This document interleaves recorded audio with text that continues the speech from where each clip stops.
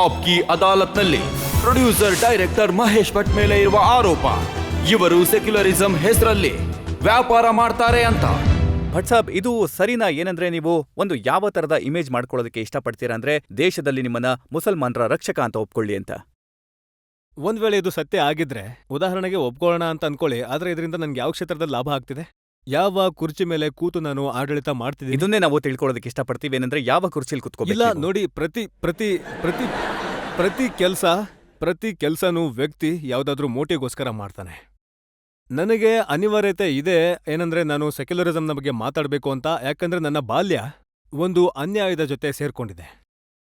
ನಾನು ಒಂದು ಎಂಥ ಮನೆಯಲ್ಲಿ ಹುಟ್ಟಿದ್ನೋ ಅಲ್ಲಿ ನನ್ನ ತಾಯಿ ಏನಿದ್ರೋ ಅವರು ಈ ಫಂಡಮೆಂಟಲಿಸಂನ ಬಲಿಯಾಗಿದ್ರು. ನಾವು ಯಾವಾಗ ಮೈನಾರಿಟೀಸ್ನ ಬಗ್ಗೆ ಮಾತಾಡ್ತೀವೋ ಆಗ ನಾವು ಹಿಂದೂಸ್ತಾನದ ಸೆಕ್ಯುಲರಿಸಂನ ಬಗ್ಗೆನೂ ಮಾತಾಡ್ತೀವಿ. ಮತ್ ನಾವು ಇದು ಏನಿದೆ, ಇದು ಸಫರಿಂಗ್ ಏನಿದೆ, ನಾವು ಯಾವುದೋ ಪುಸ್ತಕದಲ್ಲಿ ಓದಿ ಅದನ್ನ ಬಾಯ್ಪಾಠ ಮಾಡಿಲ್ಲ, ಅದನ್ನ ಅನುಭವಿಸಿದೀವಿ.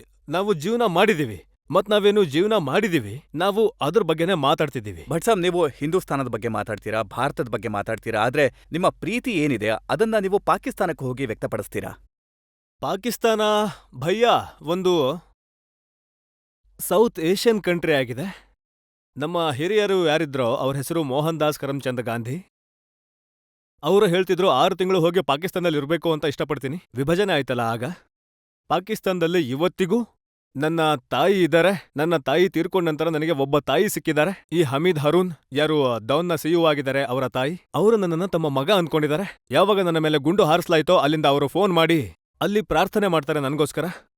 ನಾನು ಆ ಟ್ರೈಬಲಿಸಂಗೆ ಸಪೋರ್ಟ್ ಏನು ಮಾಡ್ತಿಲ್ಲ, ಮಾಡಲ್ಲ ಈ ರೀತಿ ಹೇಳ್ತಾರೆ. ಏನಂದ್ರೆ ಎಲ್ಲಿವರೆಗೆ ನೀವು ಪಾಕಿಸ್ತಾನಕ್ಕೆ ಹೋಗಿ ಬೈಯಲ್ವೋ, ಎಲ್ಲಿವರೆಗೆ ನೀವು ಪಾಕಿಸ್ತಾನನ ನಾಶ ಮಾಡೋ ಮಾತಾಡಲ್ವೋ ಅಲ್ಲಿವರೆಗೆ ನಾವು ನಿಮ್ಮನ್ನ ಪ್ಯಾಟ್ರಿಯಾಟಿಕ್ ಇಂಡಿಯನ್ ಅಂತ ಒಪ್ಕೊಳ್ಳೋಣ. ಆದ್ರೆ ಭಟ್ ಸಾಬ್, ಹಿಂದೂಸ್ತಾನದ ಕಲಾವಿದರಿಗೆ ಪಾಕಿಸ್ತಾನದಲ್ಲಿ ಹೋಗಿ ಪರ್ಫಾರ್ಮ್ ಮಾಡೋದಕ್ಕೆ ಅವಕಾಶನೇ ಇಲ್ಲ. ಅವರು ತಮ್ಮ ಕಾನ್ಸರ್ಟ್ ಮಾಡೋದಕ್ಕಾಗಲ್ಲ, ಶೋಸ್ ಮಾಡೋದಕ್ಕಾಗಲ್ಲ. ಹಾಗಾದ್ರೆ ಇದರ ಅರ್ಥ ಇದು ಆಗ್ಬಿಡುತ್ತಾ ಏನಂದ್ರೆ, ಯಾಕಂದ್ರೆ ಅವರು ಒಂದು ಕೀಳು ಮಟ್ಟದ ಕೆಲಸ ಮಾಡ್ತಿದ್ದಾರೆ ಅಂತ ನಾವು ಕೂಡ ಕೀಳಾಗ್ಬೇಕಾ? ನಾವು ದೊಡ್ಡ ಮನುಷ್ಯರು ಆವಾಗ ಆಗ್ತೀವಿ. ಹಾಗಾದ್ರೆ ಒಂದ್ ವೇಳೆ ನಾವು ದೊಡ್ಡವರಾಗಿದ್ರೆ ಆಗ ನಾವು ದೊಡ್ಡವರಾಗಿ ಅವರ ಕೈ ಹಿಡ್ಕೊಂಡು ಆ ದಾರಿಗೆ ಅವರನ್ನ ತರಬೇಕು. ಎಲ್ಲಿ ನಾವು ನಿರೀಕ್ಷೆ ಮಾಡ್ತೀವೋ ಆ ದಾರಿಯಲ್ಲಿ ಅವರು ನಡಿಬೇಕು ಅಂತ. ಅದಕ್ಕೆ ನೀವು ಶೋಯಬ್ ಅಖ್ತರ್ ಅವರನ್ನ ನಿಮ್ಮ ಫಿಲ್ಮ್ಗೆ ಕರ್ಕೊಂಡ್ ಬರ್ಬೇಕು ಅಂತೀರಾ. ಒಮ್ಮೊಮ್ಮೆ ಪಾಕಿಸ್ತಾನಿ ಆಕ್ಟ್ರೆಸ್ ಮೀರಾ ಅವರನ್ನ ಫಿಲ್ಮ್ ಕರ್ಕೊಂಡ್ ಬರ್ಬೇಕು ಅಂತೀರಾ. ಖಂಡಿತ. ಯಾಕಂದ್ರೆ ನನಗನ್ಸುತ್ತೆ ಏನಂದ್ರೆ ನಮ್ಮ ಪ್ರೈಮ್ ಮಿನಿಸ್ಟರ್ ಮನಮೋಹನ್ ಸಿಂಗ್ ನನಗೆ ಹೇಳಿದ್ದಾರೆ ಏನಂದ್ರೆ, bhaiya through the performing arts ಸಿನಿಮಾದ ಮೂಲಕ ನೀವು ಸಂಬಂಧಗಳನ್ನ ಒಂದು ಮಾಡಿ ಅಂತ. ಮತ್ತು ನಾನು ಅದನ್ನೇ ಮಾಡ್ತಾ ಇದ್ದೀನಿ. ನನ್ನ ಹಿರಿಯರು ಹೇಳಿದ್ದನ್ನ ಯಾವ್ದನ್ನ ಅಟಲ್ಜಿ ಹೇಳಿದ್ರು ಏನಂದ್ರೆ, ಭಯ್ಯ ನೋಡಿ ಇದು ಸೌತ್ ಏಷಿಯನ್ ಯೂನಿಯನ್ ಹೇಗಾಗುತ್ತೆ, ಇದರ ಕಲ್ಪನೆ ಅಂತೂ ನಾವು ಮಾಡ್ತೀವಿ, ಆದ್ರೆ ನಮ್ ನೆಲದಲ್ಲಿ ನಾವು ಅದನ್ನ ಮಾಡೋಕೆ ತಯಾರಿಲ್ಲ. ಈ ರೀತಿ ಆಗೋಕಂತೂ ಸಾಧ್ಯನೇ ಇಲ್ಲ. ಏನಂದ್ರೆ ಒಂದಿನ ನೀವು ಬೆಳಗ್ಗೆ ಎದ್ದಾಗ ಸಡನ್ಲಿ ಸೌತ್ ಏಷಿಯನ್ ಯೂನಿಯನ್ ಆಗೋಗುತ್ತೆ ಅಂತ. ಇದಕ್ಕೋಸ್ಕರ ಕೆಲಸ ಮಾಡ್ಬೇಕಾಗುತ್ತೆ. ಮತ್ತೆ ಕೆಲಸ ಹೀಗೇನೆ ಆಗೋದು, ಸಂಬಂಧಗಳು ಹೀಗೇನೆ. ಕೆಲಸ ಮಾಡ್ತಾ ಇದ್ದೀರಾ ಅಥವಾ ನಿಮ್ಮ ಫಿಲ್ಮ್ಗೋಸ್ಕರ ಪಾಕಿಸ್ತಾನದಲ್ಲಿ ಮಾರ್ಕೆಟ್ ಹುಡುಕ್ತಾ ಇದ್ದೀರಾ? ಇಲ್ಲ ಜಿ, ಪಾಕಿಸ್ತಾನದಲ್ಲಿ ಮಾರ್ಕೆಟ್ ಇಲ್ಲ. ಪಾಕಿಸ್ತಾನದಲ್ಲಿ ಒಂದ್ ವೇಳೆ ಮಾರ್ಕೆಟ್ ಇದ್ರೆ ಅದು ದೊಡ್ಡ ಸ್ಟಾರ್ಸ್ಗಳ ಫಿಲ್ಮ್ಗಳಿಗಿದೆ. ಅವರು ಕೂಡ ಇಲ್ಲಿನ ಜನರ ಹಾಗೇನೆ ದೊಡ್ಡ ಸ್ಟಾರ್ ಕಾಸ್ಟ್ ನಲ್ಲಿ ಇಂಟ್ರೆಸ್ಟೆಡ್ ಇದ್ದಾರೆ. ಮತ್ತೆ ಆ ದೆಹಲಿ ತುಂಬಾನೇ ದೂರ ಇದೆ. ಪಾಕಿಸ್ತಾನ ತುಂಬಾನೇ ಕೆಲಾಬಿರೇಟೆಡ್ ವೇ ನಲ್ಲಿ ತನ್ನ ಬಾಗಿಲುಗಳನ್ನ ತೆರೆಯುತ್ತೆ ಹಿಂದೂಸ್ತಾನಿ ಸಿನಿಮಾಗೋಸ್ಕರ. ಆದ್ರೆ ಹೌದು, ನನಗೋಸ್ಕರ ಪಾಕಿಸ್ತಾನಿ ಟ್ಯಾಲೆಂಟ್ ಅಲ್ಲಿಂದ ಇವತ್ತಿನ ದಿನದಲ್ಲಿ ಏನು ಅವೈಲಬಲ್ ಇದೆ ಅದರಿಂದ ಇಲ್ಲಿನ ಫಿಲ್ಮ್ ಇಂಡಸ್ಟ್ರಿಗೆ ತುಂಬಾ ಲಾಭ ಆಗ್ತಿದೆ. ಅಲ್ಲಿನ ಮ್ಯೂಸಿಕ್ ನ ನಾವು ತಂದ್ವಿ, ಮರ್ಡರ್ನ ನೋಡಿ, ಝೆಹರ್ ನೋಡಿ, ಹಾಗೆ ಇತ್ತೀಚೆಗೆ ಬಂದ ನಮ್ಮ ಗ್ಯಾಂಗ್ಸ್ಟರ್ ನೋಡಿ. ಆ ಎಲ್ಲ ಟ್ಯಾಲೆಂಟ್ನ ನಾವು ಪಾಕಿಸ್ತಾನದಿಂದ ತಂದಿದ್ದೀವೋ ಅದರ ಹಾಡುಗಳನ್ನ ಮಾಡಿದ್ದೀವಿ. ಮತ್ತೆ ಆ ಹಾಡನ್ನ ನಾವು ರೀಇನ್ವೆಂಟ್ ಮಾಡಿ ಪ್ರೆಸೆಂಟ್ ಮಾಡಿದ್ವಿ. ನಮ್ಮ ಮ್ಯೂಸಿಕ್ ಇಂಡಸ್ಟ್ರಿಯ ಒಂದು ಫ್ಲೋರಿಶಿಂಗ್ ಬಿಸಿನೆಸ್. ಅದಕ್ಕೋಸ್ಕರ ನೀವು ಪಾಕಿಸ್ತಾನದ ಆರ್ಟಿಸ್ಟ್ಗಳನ್ನ ಇಲ್ಲಿ ಕರ್ಕೊಂಡ್ ಬರ್ತೀರಾ, ಅವ್ರಿಗೆ ಸಹಾಯ ಮಾಡ್ತೀರಾ, ಸ್ಟಾರ್ ಮಾಡ್ತೀರಾ. ಅದರಿಂದ ನಿಮ್ಮ ಸೆಕ್ಯುಲರಿಸಂನ ಅಜೆಂಡಾ ಏನಿದೆ ಅದಕ್ಕೆ ಶಕ್ತಿ ಸಿಗ್ಲಿ ಅಂತ. ಇಲ್ಲ, ವ್ಯಾಪಾರ ಕೂಡ ನಡೆಯುತ್ತೆ. ಮತ್ತೆ ಸೆಕ್ಯುಲರಿಸಂನ ಅಜೆಂಡಾ ಬೈಗುಳ ಯಾವಾಗಾಯ್ತು? ಇದು ನನಗೆ ಅರ್ಥನೇ ಆಗ್ತಿಲ್ಲ. ಏನಂದ್ರೆ, ಗಾಂಧಿಯವರ ವ್ಯಕ್ತಿತ್ವದ ಮೇಲೆ ಹಲ್ಲೆ ಮಾಡೋದು ದೇಶಭಕ್ತಿಯ ಸಂಕೇತ ಯಾವಾಗಾಯ್ತು? ನಿಮ್ಮ ವಿರೋಧಿಗಳೇನಿದ್ದಾರೆ ಅವರದನ್ನ ಸೂಡೋ ಸೆಕ್ಯುಲರಿಸಂ ಅಂತಾರೆ. ಒಂದು ಶೇರ್ ಇದೆ ಸಾಬ್, ಅದಕ್ಕೆ ನಾನು ಉತ್ತರ ಕೊಡ್ತೀನಿ. ಬಹುಶಃ ಸ್ವಲ್ಪ ವಾತಾವರಣ ಬದಲಾಗಬಹುದು. ಏನಂದ್ರೆ, कि क्यों अपनी तरह जीने का अंदाज छोड़ दें, क्या है हमारे पास इस अंदाज के सिवा? ಕೇವಲ ಈ ಶೈಲಿ ಮಾತ್ರ ಇರೋದು ನಮ್ಮ ಹತ್ರ. ನಮ್ಮ ಶೈಲಿಯನ್ನ ನಾವು ಬಿಡಲ್ಲ. ನೀವು ನಮ್ಮನ್ನ ನಿಮ್ಮ ಮನೆಯ ಹೊಸ್ತಿಲಲ್ಲಿ ನಿಲ್ಲಿಸಿ ಅಥವಾ ನಿಲ್ಲಿಸದೇ ಇರಿ, ಅದು ನಿಮ್ಮಿಷ್ಟ. ಇದು ನಮ್ಮ ಶೈಲಿ. 57 ಇಯರ್ಸ್ ನಾವು ಬದುಕಿದ್ದೀವಿ. ನಾವು ನಮ್ಮದ ಷರತ್ತುಗಳ ಜೊತೆ ಜೀವನ ಮಾಡ್ತಿದ್ದೀವಿ. ನಮಗೆ ನಿಮ್ಮಿಂದ ಏನೂ ಬೇಡ. ನಾವು ನಾಟ್ಯ, ಹಾಡು, ಪಿಕ್ಚರ್ಗಳನ್ನ ಮಾಡಿ ನಮ್ಮ ಊಟ ಸಂಪಾದನೆ ಮಾಡ್ತೀವಿ. ಆದ್ರೆ ಸೆಕ್ಯುಲರಿಸಂನ ಘೋಷಣೆ ಕೂಗಿ ನಾವು ಯಾವತ್ತೂ ರಾಜ್ಯಸಭೆ ಅಥವಾ ಲೋಕಸಭೆ ಅಥವಾ ಯಾವುದೇ ಪೊಲಿಟಿಕಲ್ ಪವರ್ನ ಜೊತೆ ಒಡನಾಟ ಇಟ್ಕೊಳ್ಳೋಕೆ ಇಷ್ಟಪಡೋದಿಲ್ಲ. ನೀವು ಇದನ್ನ ಜನರ ಮುಂದೆ ಜನರನ್ನ ಸಾಕ್ಷಿಯಾಗಿ ಇಟ್ಕೊಂಡು ಹೇಳ್ತಿದ್ದೀರಾ ಏನಂದ್ರೆ ನೀವು ಇದೆಲ್ಲರ ಉಪಯೋಗನ ಯಾವುದೇ ರಾಜಕೀಯ ಜೀವನಕ್ಕೋಸ್ಕರ ಮಾಡಲ್ಲ ಅಂತ. ಯಾವ ದಿನ ಮಾಡ್ತೀನೋ ನನ್ನ ಬೋಳುತಲೆ ಮತ್ತು ನಿಮ್ಮ ಶೂಸ್.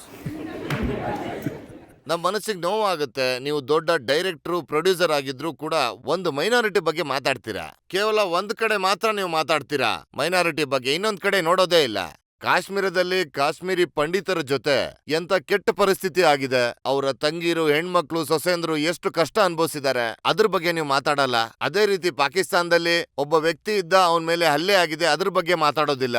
ಆದ್ರೆ ನೀವು ಮೈನಾರಿಟಿಲಿ ಒಂದೇ ಕಡೆ ಮಾತ್ರ ಮಾತಾಡ್ತೀರಾ. ಈ ತರ ಯಾಕೆ ನೋಡ್ತೀರಾ ನೀವು? ಬೇಜಾರಾಗುತ್ತೆ ನಿಮ್ಮಂತ ಮಹಾನ್ ವ್ಯಕ್ತಿಗಳು ಈ ರೀತಿ ಮೈನಾರಿಟಿನ ಉಪಯೋಗಿಸ್ತಾ ಇರೋದು ನೋಡಿ. ನೀವು ಪ್ರಶ್ನೆ ಕೇಳಿದ್ರಿ, ಹಾಜಿ, ಮತ್ ನೀವು ಜಡ್ಜ್ಮೆಂಟ್ ಕೂಡ ಕೊಟ್ಬಿಟ್ರಿ. ಜಡ್ಜ್ಮೆಂಟ್ ನಾನೆಲ್ಲಿ ಇಲ್ಲ ಇಲ್ಲ, ಕೊಟ್ಟೆ? ನೀವು ನನ್ಗೆ ಮಾತಾಡೋಕೆ ಬಿಡ್ಲಿಲ್ಲ. ಸರಿ ಹೇಳಿ. ನೀವು ಶುರು ಮಾಡಿದ್ರಿ, ಸರಿ ಹೇಳಿ. ನಿಮ್ಮ ತಲೆಯಲ್ಲಿ ಒಂದು ಜಡ್ಜ್ಮೆಂಟ್ ಆಲ್ರೆಡಿ ಇದೆ. ಇಲ್ಲ, ನೀವ್ ಹೇಳಿ. ನಿಮಗೆ ಯಾರು ಹೇಳಿದ್ರು ಏನಂದ್ರೆ ಕಾನೂನು ಕಾಶ್ಮೀರದ ಕಾಸ್ಗೋಸ್ಕರ ನಾವು ಧ್ವನಿ ಎತ್ತಿಲ್ಲ ಅಂತ? ನಾನು ಒಬ್ಬನೇ ಒಬ್ಬ ವ್ಯಕ್ತಿ. ಶುರುವಿಂದ ಯಾವಾಗ ಕಾಶ್ಮೀರ ಪಂಡಿತರ ಇಶ್ಯೂ ಆಯ್ತೋ ಆವಾಗಿಂದ ಇಲ್ಲಿವರೆಗೆ ನಾನು ಧ್ವನಿ ಎತ್ತುತ್ತಾ ಇದ್ದೀನಿ. ನಿಮಗೆ ಯಾರು ಹೇಳಿದ್ದು ಏನಂದ್ರೆ ಪಾಕಿಸ್ತಾನದಲ್ಲಿ ದೇವಸ್ಥಾನಗಳನ್ನ ಒಡಿತಿದ್ದಾರೆ ಅಂತ? ಅದ್ರ ಬಗ್ಗೆ ನಾನು ಪಾಕಿಸ್ತಾನದಲ್ಲಿ ಏನು ನಮ್ಮ ಸ್ನೇಹಿತರಿದ್ದಾರೆ, ಅಲ್ಲಿನ ಮೀಡಿಯಾದ ವ್ಯಕ್ತಿಗಳೇನಿದ್ದಾರೆ, ಅವರಿಗೆ ಪತ್ರ ಬರೆದಿಲ್ಲ ಅಂತ, ಅವ್ರಿಗೆ ಹೇಳಿಲ್ಲ ಅಂತ, ಅವ್ರ ವಿರುದ್ಧ ಧ್ವನಿ ಎತ್ತಿಲ್ಲ ಅಂತ, ನಾವು ಈ ಎಂಬರಾಸ್ಮೆಂಟ್ ಇಂದ ಬಚಾವಾಗೋಣ ಅಂತ ಏನು ಪ್ರತಿಯೊಂದು ವಿಷಯನೂ ನಾವು ಮಾಡಿದಾಗ ನಿಮ್ಗೆ ಪ್ರೆಸ್ ರಿಲೀಸ್ ಮೂಲಕ ಹೇಳ್ಬೇಕಾ? ಒಂದ್ ವೇಳೆ ನಾವು ಆ ರೀತಿ ಮಾಡಿದ್ರೆ ಇವರು ಆರೋಪ ಮಾಡ್ತಾರೆ ನೀವು ಪಬ್ಲಿಸಿಟಿಗೋಸ್ಕರ ಇದನ್ನ ಮಾಡ್ತಾ ಇದೀರಾ ಅಂತ. ನಾವೇನಾದ್ರೂ ಮಾಡಿದ್ರೆ ಅವರು ಹೇಳ್ತಾರೆ ಪಬ್ಲಿಸಿಟಿ ಮಾಡ್ತಾರೆ ಅಂತ. ಯಾವಾಗ ನಾವು ಮಾಡಿದ್ರು ಕೂಡ ಹೇಳಲ್ವೋ, ಅವಾಗ ನೀವ್ ಹೇಳ್ತಾರ ಮಾಡಲ್ಲ ಅಂತ. ಏನ್ ಮಾಡ್ಬೇಕು ನಾವು? ಸತ್ತೋಗ್ಬೇಕಾ? ಆ ರೀತಿ ಏನ್ ನಾನು ಹೇಳಿಲ್ಲ ನೀವು ಸಾಯ್ಬೇಕು ಅಂತ. ಏನ್ ಮಾಡ್ಬೇಕಾಗಾದ್ರೆ? ಯಾವಾಗ ನಾನ್ ಮಾಡ್ತೀನೋ ಆಗ ಇವ್ರು ಹೇಳ್ತಾರೆ ಪಬ್ಲಿಸಿಟಿಗೋಸ್ಕರ ಮಾಡ್ತಾರೆ ಅಂತ. ಮತ್ ಯಾವಾಗ ನಾನ್ ಬಚ್ಚಿಡ್ತೀನೋ ಆಗ ನೀವ್ ಹೇಳ್ತೀರಾ ಏನು ಮಾಡಲ್ಲ ಅಂತ. ಮತ್ತೇನ್ ಮಾಡೋಣ ಭಾಯ್? ಸ್ವಲ್ಪ ನಮಗೂ ಹೇಳಿ. ಎಲ್ಲಿಯವರೆಗೆ ನಾವು ನಿಂತ್ಕೊಂಡು ಪ್ರತಿ ಹೆಜ್ಜೆಯಲ್ಲೂ ಜೀವನದ ಸ್ಪಷ್ಟನೆ ಕೊಡ್ತಾನೆ ಇರ್ಬೇಕು. ಜಖಂ ಮಾಡಿದ್ರೆ ಅದು ಓಡಲ್ಲ, ಮರ್ಡರ್ ಮಾಡಿದ್ರೆ ಇವರು ಶೂ ಎಸಿತಾರೆ. ಏನ್ ಮಾಡ್ಬೇಕು ಹಾಗಾದ್ರೆ? ನೀವೇ ಹೇಳಿ. ಹಾ ಸರ್, ನೀವೇ ಹೇಳಿ. ಈಗ ನಾನು ನಿಮ್ಮನ್ ಕೇಳ್ತಾ ಇದ್ದೀನಿ. ಜಖಂ ನೋಡಕ್ಕೆ ಹೋಗಲ್ಲ, ಮರ್ಡರ್ ಮಾಡಿದ್ರೆ ಹೀಗ ಪಾರ್ಟಿಯಲ್ಲಿ ನಿಂತ್ಕೊಂಡು ಅವಮಾನ ಮಾಡ್ತೀರಾ. ಏನ್ ಮಾಡ್ಬೇಕು ಹಾಗಾದ್ರೆ? ಮತ್ತೇನಾದ್ರೂ ಬೇರೆ ಮಾಡಿದ್ರೆ ಇವ್ರು ಹೇಳ್ತಾರೆ ಪಬ್ಲಿಸಿಟಿಗೋಸ್ಕರ ಮಾಡ್ತಿದ್ದೀರಾ ಅಂತ. ಬಟ್ ಸಾಬ್, ನನ್ಗನ್ಸುತ್ತೆ ನೀವು ಎಲ್ಲಾ ಕಡೆಯಿಂದ ಸಂಕಷ್ಟದಲ್ಲಿದ್ದೀರಾ ಅಂತ. ಅರೆ, ಇದಕ್ಕಿಂತ ಅದೇ ಮೇಲೂ ಏನಂದ್ರೆ ಆ ರವಿ ಪೂಜಾರಿ ಗುಂಡು ಹೊಡಿಲಿ. ಹಟ್! ನೀವಾದ್ರೂ ನನ್ಗೆ ಸಾಥ್ ಕೊಡ್ತೀರಾ ಅನ್ಕೊಂಡಿದ್ದೆ, ಬಿಡಿ ನೀವು ಸಾಥ್ ಕೊಡಲ್ಲ. ಹಟ್! ನಾವು ಒಂಟಿಯಾಗೆ ಹೊರಟಿದ್ವಿ, ಒಂಟಿಯಾಗೆ ನಡೀತೀವಿ. ನಿಮ್ಮ ಎಂಡೋರ್ಸ್ಮೆಂಟ್ ನಾನು ಕೇಳಲ್ಲ.